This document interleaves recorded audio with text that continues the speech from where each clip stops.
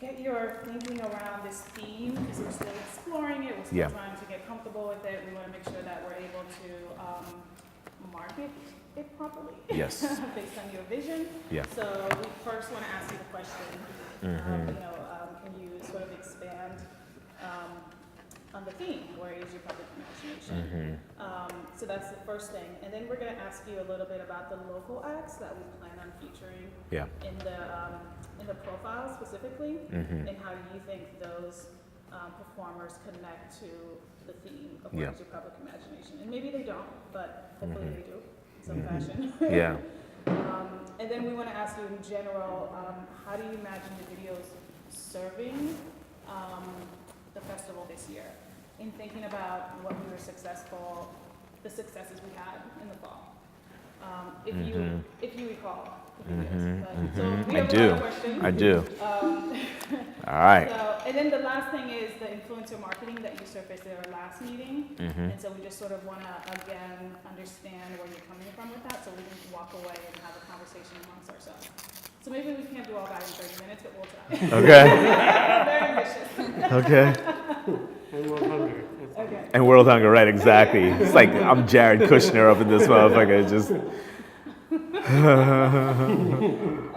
Okay, so you ready are you recording then? Are you recording my voice? I don't want to hear it. The mic's only on the end. Okay, good. Okay, so the question, please, the theme, tell us more. So I did talk a little bit about this earlier today, and maybe even in our last meeting, this idea of John F. Kennedy's moonshot speech being particularly resonant for me. In terms of this idea of the public imagination, in part because it was aspirational and didn't come out of crisis. So when I think about like the public consciousness, there's a way that after September 11th,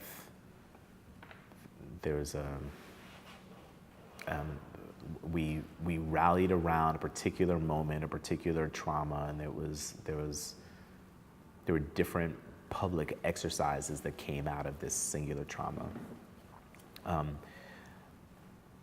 Outside of traumatic experiences, the bombing of Pearl Harbor, outside of these wartime experiences, I don't know when the country has rallied in an inspirational or imaginative way that projected that collectively we could be at our best. I think the phrase that I used this morning was the notion of like engaging the impossible. So what's happened instead is, if you're, Bezos and you have this idea around Amazon, or if you're Jobs and you have this idea around Apple, or if you're Zuckerberg and you have this idea around Facebook, it's these individual folks with, that come from various beginnings, that have a very kind of corporatized, these corporatized visions that become publicly accessible, but they're not necessarily calling on the public imagination. What Kennedy asked us to do in urging us to get to the moon was he invited us to think about harnessing our skills collectively to literally get to a space that human beings had never encountered before, to literally cross a threshold that up until that point was unthought of. Who's asking us to do that right now? Maybe with his kind of soaring rhetoric, Obama asked us to think about that kind of behavior, in a cultural way. But who's asking us to do that right now? Who's actually imploring us to be great? Even like make America great again. And it's kind of jingoistic undertones. and all the code for, that means make white people great again, or make white men great again, or like keep white men powerful. When they say make America, when he says make America great again, that's actually what he means, is keep rich white people in place. So I know that's a long way of getting at it, but that to me is the spirit of this question. Where is our public imagination? In one way, literally is where? Like, where is there evidence of the imagination at work in public space? How do the processes that we have, the dreams that we have, how are they made material in public space in ways that the public can consume and participate and be inspired? But it's also asking the question as kind of like a battle cry, almost as a cry for help. Like, where, goddamn, is our public imagination? You know what I mean? You can itemize all the crises. I named 9/11, I named Pearl Harbor, but we know that we're in the midst of imminent environmental crisis. We know that, it's like 90 degrees in January. Like, we know that we're in these places where some good old-fashioned humility and coming together would actually save humanity. would actually save humanity. So where is our public imagination? Who is asking us?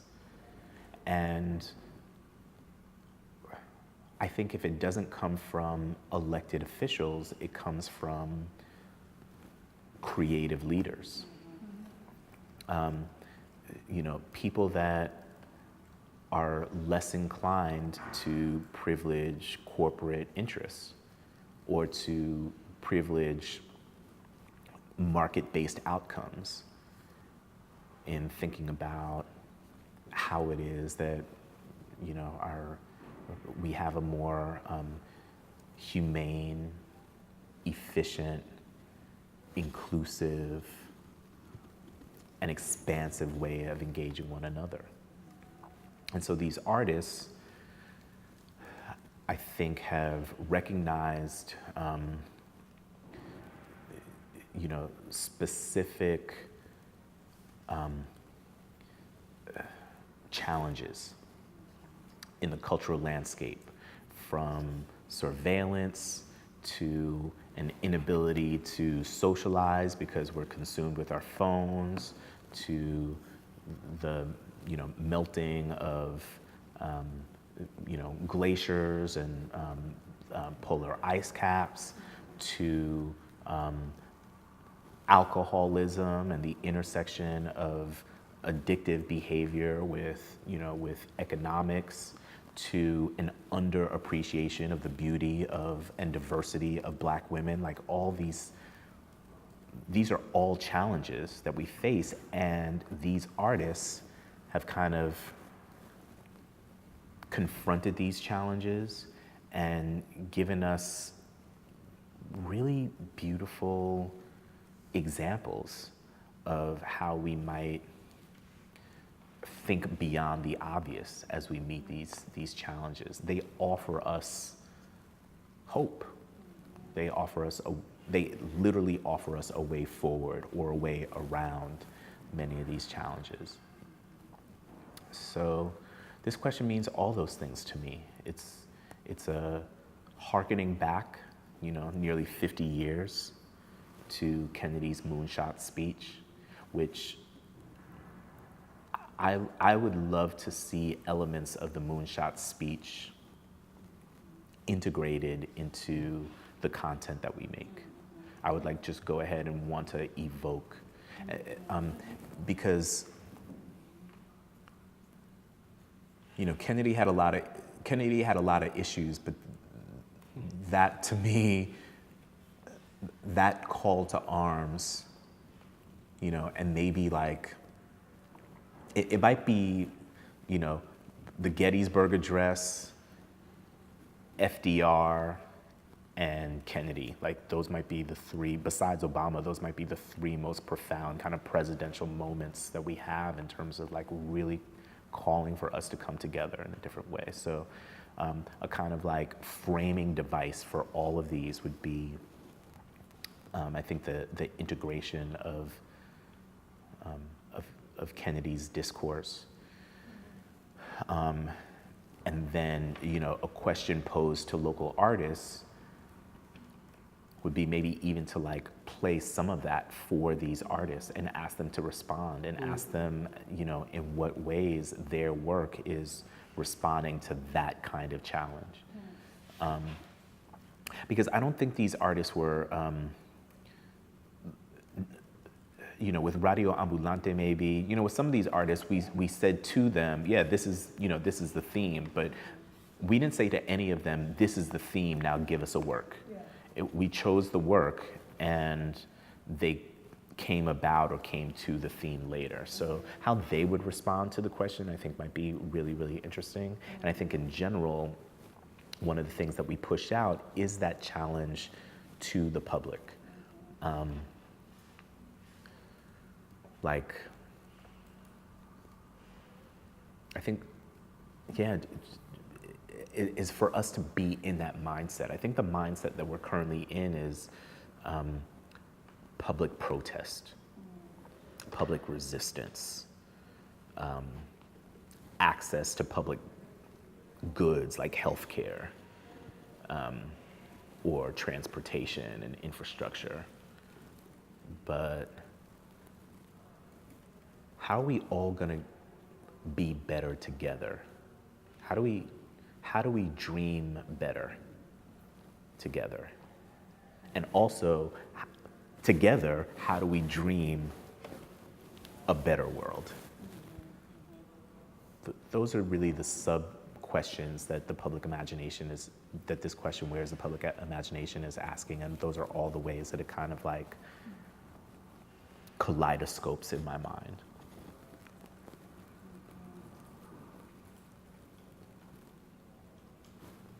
That's good. Do you think questions? Yeah, let me just. Take a moment to digest all that. Do you want to just talk about each of the local groups? Yeah.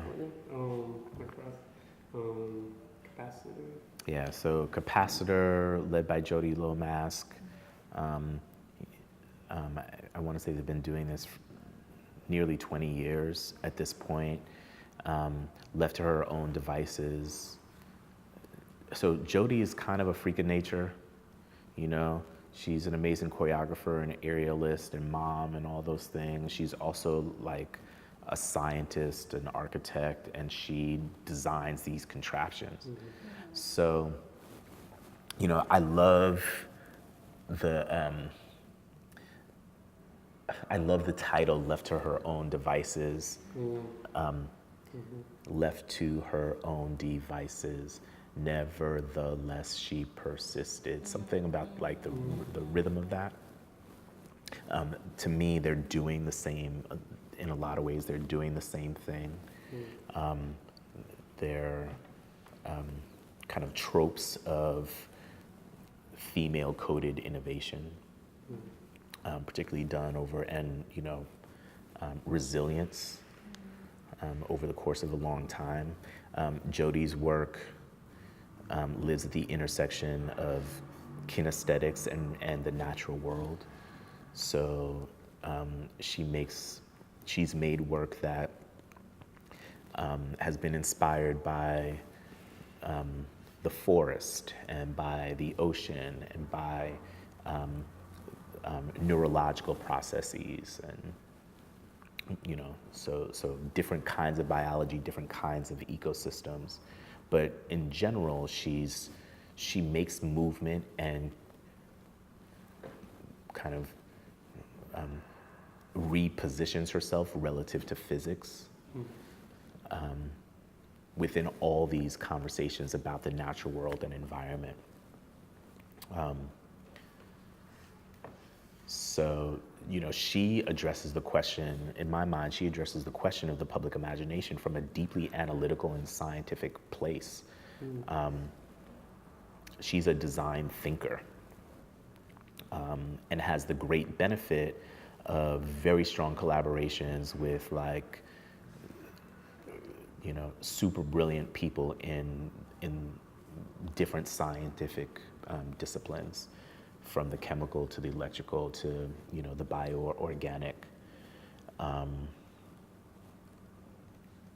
You know, originally we thought this was going to be a piece in the Forum. This was going to be kind of more of a gallery walk, but it literally is a retrospective of like 5 or 6 different works. Okay. And so she, you know, there's almost a curricular and retrospective aspect to what it is that she's doing. Is she in San Francisco? Yes. So that's Capacitor. Wait, just to sort of summarize or make sure I'm on the right track. So the Capacitor, they engage the public imagination. They address the public imagination by I don't want to say reimagining, but like investigating like a human's being in nature through all these different scientific methods that we're not necessarily used to. Yeah, I would emphasize the last part. Like, their channel to the public imagination is through science. That's how I would But put it. what this provides, say, like someone who doesn't think in that way, maybe the sort of like revelation to them or something might be, or the epiphany they might have from this is that, oh my God, like I never thought of my body and being and consciousness in this way that this person is presenting by Martian, all these different sort of like creative engineering, like sort of like investigations, you know, from that angle. And this is sort of the impact, maybe, right? Yeah, Is this sort of the yeah. impact you want to provide? Okay, because I think the question has been cleaving in my head between the public imagination question has been sort of different, whether it's being asked to the artist versus to the audience, you know? Yeah, I think that the question is being asked to all of us. And I think that the artists have different ways of providing material for the audience to think about these things. I was watching Planet Earth with my wife the other night. Yeah, we've been watching Planet Earth too. So they have this thing, they're on some island and these little iguanas are being born, like these, I don't think Ones they're, where they're like surrounded by snakes. exactly, have you seen that Yeah. one? And so- usually they're born into Right? that. So they're born, they come out the sand, and then they're like hustling, you know, to go see. And I said to my wife, I was like, that's what it's like to be a black man in America. I was like, you know, I was like, you just don't